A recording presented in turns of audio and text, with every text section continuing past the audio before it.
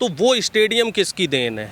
अगर इकाना ना होता, आज ट्विटर पे ट्रेंड चल रहा है, तो योगी जी का ठिकाना भी ना होता। कहीं योगी जी चाह रहे थे कि केशव जी को जगह ना दी जाए और अमित शाह जी इस पे तुले हुए थे कि केशव जी को जगह दी जाए। भीड़ जुटाई गई है, वो सारी भीड़ जो है वो पेड भीड़ है, जिन लोगों को बुलाया गया है अपनी इच्छा से चुनिंदा लोग ही आए, जो इनके चुनिंदा मंत्री थे, जो चुनिंदा इनके उद्योगपति थे, बाकी भीड़ इनकी किराए की बुलाई हुई भीड़। हजारों लाखों युवाओं को रोजगार भी दे सकते थे। ये सरकारी पैसा है, इस सरकारी पैसे का आप दुरुपयोग कर रहे हैं। एक सादा प्रोग्राम भी किया जा सकता था। आप योगी हो, आप एक मटके हो, आप साधु सन्यासी हो, फिर इतना दिखावा किस लिए? भाई साधु संत तो इन सब चीज़ों से दूर रहता है, और आप इस तरीके का दिखावा कर रहे हो, तो अपने नाम के आगे से योगी हटा दीजिए। आप अपने नाम के आगे योगी की जगह भोगी नाम लगा ले दीजिए।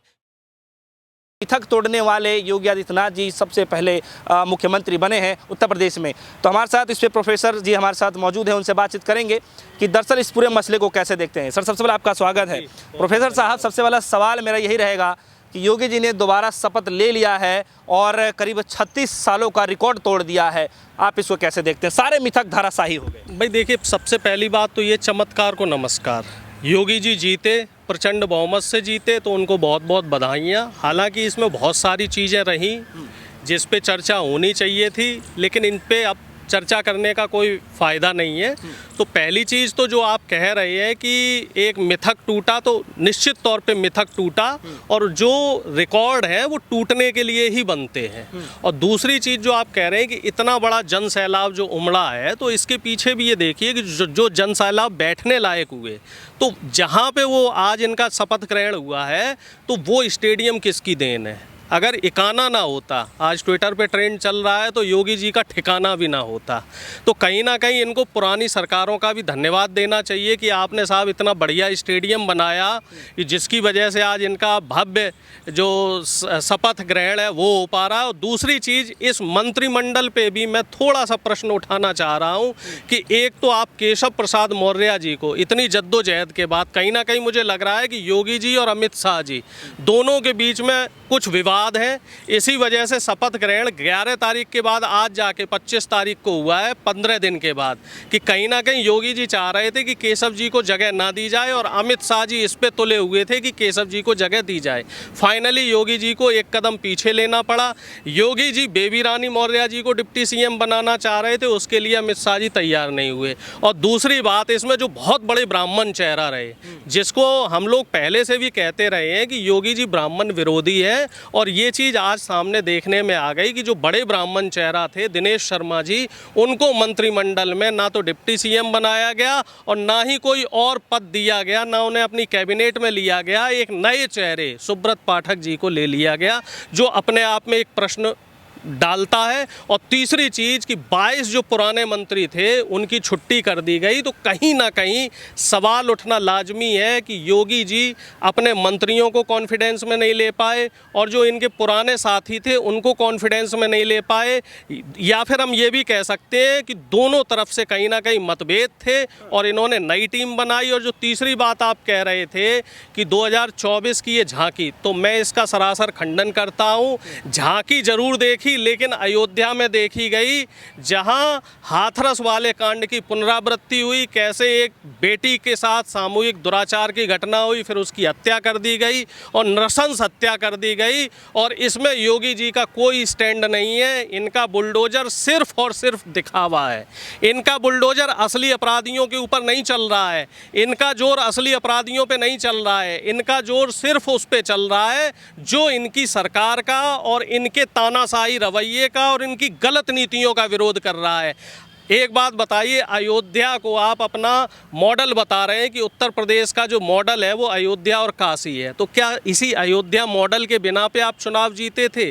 क्या अयोध्या में जो आप बना रहे हैं रामराज की, जो आप दिखा रहे हैं कि हम रामराज करेंगे, तो क्या इसी रामराज के लिए जनता ने आपको वोट दिया था कि आप जो मजलूम बेटियां हैं उनका बलात्कार होने दें, उनकी हत्याएँ होने दें, उन पर कोई कार्रवाई क्यों नहीं की गई? तो ये कहीं ना कहीं प्रश्न उठा रहे हैं इनकी न्याय व्यवस्था पे, इनकी शासन व्यवस्था पे, हाँ, लेकिन प्रोफेसर साहब सवाल ये है, आप कह रहे हैं कि अयोध्या मॉडल और जो मॉडल आप चलाने की बात कर रहे हैं कि उस मॉडल पर चलने की तैयारी कर रहे हैं, लेकिन जब ये पूरी कैबिनेट की मीटिंग चली थी, जब उस पर बातचीत किया जा रहा था, तो बताया जा रहा है कि शाह और जो संतोष जी हैं वो पूरी मंत्रियों की लिस्ट तैयारी कर रहे थे, और उस लिस्ट के दौरान ये बताया जा रहा था कि जब योगी 2.0 की जब ये शपथ लेंगे तो उस दौरान जो है जो 15 साल का जो फ्यूचर तैयार कर रहे हैं, और उसमें जो है गुजरात मॉडल का अक्स दिखने लग जाएगा। बिल्कुल निश्चित तौर पे गुजरात मॉडल को ही लाने की इनकी तैयारी है। गुजरात मॉडल की हकीकत किसी से नहीं छुपी है। अमीर बहुत अमीर है, गरीब बहुत गरीब है, मध्यम वर्ग को ख़त्म कर दिया गया है। यही मॉडल अब ये उत्तर प्रदेश में लाने वाले हैं। उत्तर प्रदेश में छोटे छोटे व्यापारियों को और जो मध्यम वर्गीय परिवार हैं उनको धीरे धीरे ख़त्म किया जा रहा है। 5 साल में योगी जी ने खुद जो है कबूला है कि 12 लाख सरकारी पद खाली रहे। ये जो भी नौकरियां हैं, सरकारी नौकरियां हैं, उनको ख़त्म कर रहे हैं और धीरे धीरे निजीकरण को बढ़ावा दे रहे हैं। और निजीकरण में ये क्या करेंगे, इन्होंने चूँकि श्रम कानून भी ख़त्म कर दिया है, तो जो सैलरी या वेतन किसी व्यक्ति को मिलना चाहिए वो वेतन ना मिलके सिर्फ उसे उतना वेतन मिलेगा कि वो 2 वक्त की रोटी का जुगाड़ कर ले। इन्होंने पिछली बार जो इनका बजट था उसमें शिक्षा बजट में कटौती की थी योगी जी ने, और स्वास्थ्य बजट में कटौती की थी। तो साफ तौर पे ये बता रहे हैं कि ये सिर्फ बड़े बड़े व्यापारी, बड़े बड़े उद्योगपति और बड़े बड़े पूंजीपति उनको जगह दे रहे हैं। उत्तर प्रदेश का जो भी पूंजीपति है उसको 5 साल में कोई काम नहीं दिया गया। यहाँ पे जो भी निर्माण कार्य हुआ या जो भी डेवलपमेंट हुआ उसके लिए जितनी भी कंपनियाँ हैं, सारी कंपनियाँ गुजरात और बाहर के राज्यों की हैं। ये उत्तर प्रदेश के उद्योगपतियों को ख़त्म करने का काम कर रहे हैं। और इनका असली जो गुजरात मॉडल है वो यही है कि उत्तर प्रदेश की जनता को कैसे कमज़ोर किया जाए। इन्हें सिर्फ 5 किलो राशन दिया जाए, इन्हें सिर्फ सम्मान निधि के नाम पर 500 रुपये दिए जाएँ, और इन्हें इतना लाचार और बेबस कर दिया जाए कि जनता अपने हकों के लिए आवाज़ ना उठा पाए। पिछले 5 साल में खूब पूरी जनता ने देखा कि युवाओं पे लाठीचार्ज हुआ, जो शिक्षक भर्तियों के लिए शिक्षक धरना दे रहे थे उन पे लाठीचार्ज हुआ, किसानों पे लाठीचार्ज हुआ, महिलाओं के कपड़े फाड़े गए, महिलाओं के कपड़े जो है छीने गए, महिलाओं के ऊपर अत्याचार हुआ। तो जो जनता है, जनता इन चीज़ों को बहुत अच्छे से बारीकी से समझ रही है। लेकिन हमारे देश का दुर्भाग्य है कि योगी जी दोबारा आ गए, और ये हमारे प्रदेश का दुर्भाग्य है। और अब जो पिछले 5 साल में जो योगी जी के कार्यकाल में हुआ, अब उससे ज़्यादा होगा। उससे ज़्यादा युवा हताश होंगे, उससे ज़्यादा युवा निराश होंगे, उससे ज़्यादा किसानों के साथ जो भी हुआ था, जो सांडों की समस्या थी, वो इस बार आपको विकराल रूप से देखने को मिलेगी। एक चीज़ अब निश्चित हो चुकी है कि अगर आप विरोध करेंगे तो आपके खिलाफ मुकदमे लिखे जाएंगे, आपके घर पे बुलडोज़र चलाया जाएगा। और शायद इसी के लिए योगी जी इतना कॉन्फिडेंस से कह रहे हैं कि बाबा जी का बुलडोज़र चलेगा। प्रोफेसर साहब, सवाल अब यहाँ पे आपने कारोबारियों की बात करी कि कारोबारी जो है उन्हीं के लिए काम किया जा रही, तमाम चीज़ आप बात कर रहे थे, बड़े उद्योगपति। हाँ, बड़े उद्योगपति। लेकिन इस शपथ समारोह से पहले भी खबरें ये चल रही थी कि 50 ऐसे कारोबारी घराने हैं, उद्योगपति हैं, जिनको निमंत्रण दिया गया है उसमें आने के लिए। और इसी को लेकर के जो है खबरें ये चलने लगी कि करीब $1 ट्रिलियन इकोनॉमी का जो है मतलब पूरा ब्यौरा तैयार किया जा रहा है। और पहले भी जो है प्रधानमंत्री मोदी जी जो है $5 ट्रिलियन इकोनॉमी की बातचीत कर रहे थे। तो $1 ट्रिलियन इकोनॉमी तो देखो साहब, इन्होंने पीएम केयर फंड में पैसा लिया, उसका अब तक हिसाब नहीं दिया गया। 20 लाख करोड़ रुपए जो कोरोना के नाम पे पैकेज लिया गया, उसका अब तक कोई हिसाब नहीं दिया गया। और अब जो ये 1 ट्रिलियन की बात कर रहे हैं, और इससे पहले इन्होंने 50,000 करोड़ रुपए का नोएडा में जो इन्वेस्टमेंट किया था, जो तमाम कंपनियां इन्होंने बुलाई थी, उसका अभी तक धरातल पे कुछ भी नहीं उतरा है।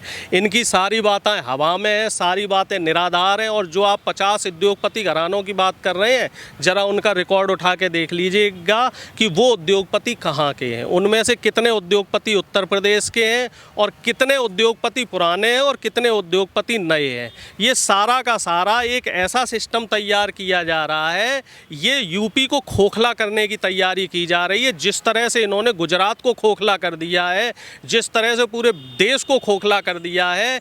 अब आप एक और देख लीजिए कि सेना, हालांकि ये टॉपिक नहीं है लेकिन मैं 1 मिनट लूँगा, सेना में पिछले 2 साल से भर्तियां नहीं की जा रही हैं। हजारों लाखों जो युवा हैं वो ओवर एज हुए जा रहे हैं और खुद इनके मंत्री, इनके सांसद बालियान साहब अमित शाह जी को, राजनाथ सिंह जी को चिट्ठी लिख रहे हैं कि सेना में भर्तियां तुरंत शुरू की जाएं। और जो युवा ओवर एज हो रहे हैं, चूँकि 2 साल सेना में भर्ती नहीं की गई है, तो उनकी जो आयु सीमा है वो 21 वर्ष से उठा के 23 वर्ष कर दी जाए। तो ये साफ तौर पे बताया जा रहा है कि दबी जुबान से कहीं ना कहीं इनके मंत्रियों में, इनके सांसदों में, इनके विधायकों में भी थोड़ा सा विद्रोह है और इनको इस तरफ ध्यान देना पड़ेगा। ध्यान नहीं देंगे तो 24 में कोई ऐसा नहीं कि बहुत बड़ा उलटफेर हो जाए, क्योंकि जनता के मिजाज को समझना बहुत मुश्किल होता है। जनता एक लिमिट तक ही भरोसा करती है और वो लिमिट जब टूट जाएगी, क्योंकि युवा इस समय बहुत ज़्यादा परेशान है,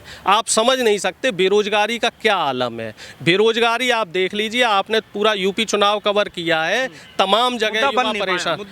बनेगा। दरअसल ऐसा है, पाप का घड़ा फूटने में थोड़ा समय लगता है, तो कुछ कसर रह गई है, कुछ 10-5 बूंदों की कसर रह गई है। वो कसर योगी जी इस कार्यकाल में पूरी कर देंगे और मुझे पूरी उम्मीद है 2024 से पहले एक बड़ा जनसैलाब आएगा और एक बहुत बड़ा आंदोलन होने वाला है। जिस तरीके से इन्होंने किसानों की भी मांगों को ठुकरा दिया है एमएसपी वाला, तो एक और बड़ा मूवमेंट तैयार होने वाला है। पहले तो सिर्फ किसानों का मूवमेंट था, युवाओं का मूवमेंट अलग था, मुझे लग रहा है एक ज्वाइंट मूवमेंट तैयार होने वाला है और ये उसी की सुगबुगाहट है। कहते हैं ना कि जो दिया तले अंधेरा होता है, तो वो एक अंधेरा बन रहा है और वो अंधेरा जैसे ही व्याप्त हो जाएगा तो एक बड़ा आंदोलन होने की सुगबुगाहट है।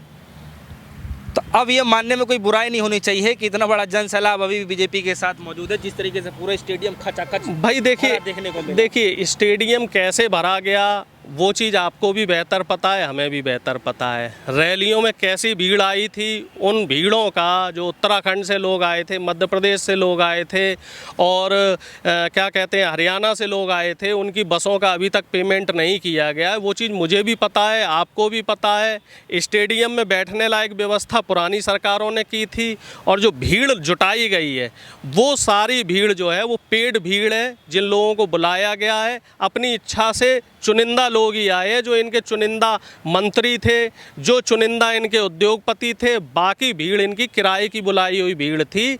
ये सिर्फ इनका क्या है, मीडिया मैनेजमेंट पे ज़्यादा ध्यान देते, काम करने पे कम ध्यान देते। और हमारा काम है जो चीज़ गलत हो रही है, जो काम गलत हो रहा है, तो एक आम जिम्मेदार नागरिक होने के नाते हम इसके लिए आवाज़ उठाते रहेंगे। जो इतना लाखों करोड़ों रुपया आपने इस पे ख़राब किया था, तो इसमें आप हज़ारों लाखों युवाओं को रोज़गार भी दे सकते थे। ये सरकारी पैसा है, इस सरकारी पैसे का आप दुरुपयोग कर रहे हैं। एक सादा प्रोग्राम भी किया जा सकता था। आप योगी हो, आप एक मटके हो, आप साधु सन्यासी हो, फिर इतना दिखावा किस लिए, किसको दिखाना चाह रहे हो? भाई साधु संत तो इन सब चीज़ों से दूर रहता है और आप इस तरीके का दिखावा कर रहे हो, तो अपने नाम के आगे से योगी हटा दीजिए। आप अपने नाम के आगे योगी की जगह भोगी नाम लगा ले दीजिए, क्योंकि आप भोग विलास की तरफ जा रहे हो। आप सन्यास और साधुओं वाली बात छोड़ दीजिए, दो तरफा बातें मत कीजिए। एक तरफ तो आप मठ की बात करते हैं, योग की बात करते हैं, आध्यात्म की बात करते हैं और दूसरी तरफ आप दिखावा कर रहे हैं। तो ये जो दोहरी चीज़ें हैं, ये चीज़ें मेरी समझ से परे।